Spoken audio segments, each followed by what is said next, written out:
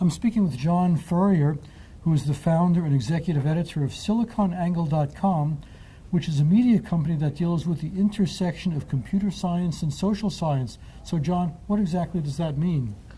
That means when I started SiliconAngle in 2010, it was really around my own passion for covering what I felt was an underserved area, and that was the convergence of the technology revolution we're living now. That's computer science driven, but the impact was about social change.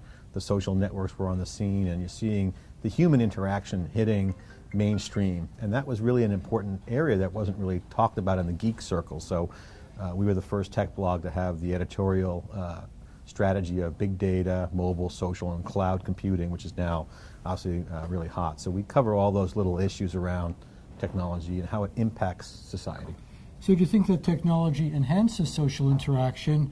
Everybody is online on Facebook and other social networking sites, but some people say that we're spending less time in the company of actual people. Instead, we're sitting in front of our screens all the time.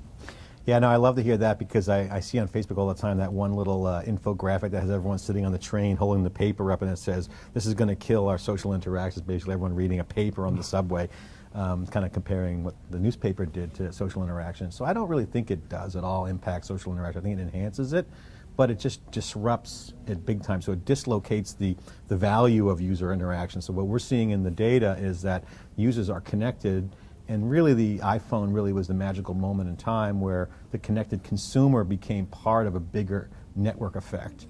And that has been dislocating traditional markets and products, and that's really, I think, we see a lot of social change. Well, is there any downside to social networking? Are there any possible adverse consequences, or is it just totally good?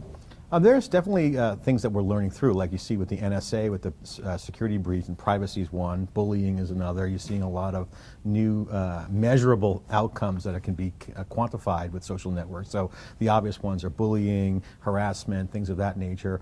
But new filters will be developed, so technology will solve these problems in the short term, but I think in general you're seeing forward progress.